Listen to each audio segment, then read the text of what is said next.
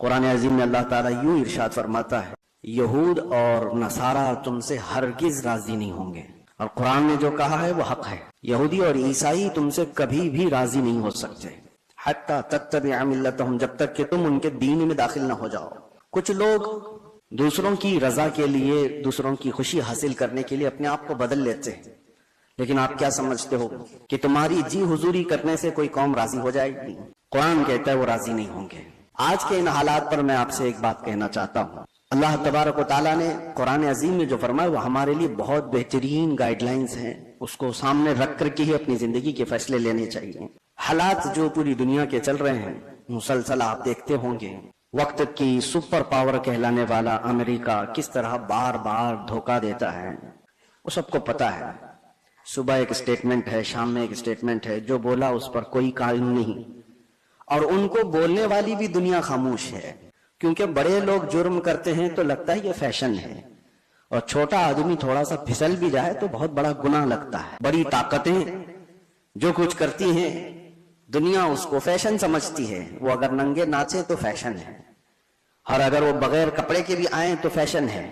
वजह यह है कि वो बड़े लोग हैं, पैसे वाले लोग हैं। हमारे एक साथी थे, वो कहते थे कि बड़े घर में, पीर साहब के घर में कोई पागल बच्चा भी पैदा हो तो उसको मजजूब कहते हैं, लाल टपक रही हो कुछ भी हो, क्योंकि बड़े घर का है। और छोटे घर का बच्चा थोड़ा इधर उधर फिसल भी जाए तो कहते हैं पागल हो गया है। तो ये दुनिया का मिजाज बना हुआ है। बड़ी ताकतों के असर पर लोग खामोश रहते हैं। आज आपके सामने मैं यही अर्ज करना चाहता हूँ कि दुनिया की ताकतें अवाम पर बहुत असर करती हैं, बहुत ज्यादा असर करती हैं।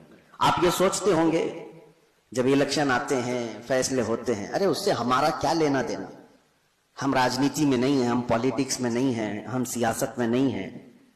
आप ये समझ करके बैठते होंगे, लेकिन मेरे अजीजों, हमारी जिंदगी पर सबसे ज्यादा असर करने वाली कोई चीज है तो वो सियासत है, वो पॉलिटिक्स है।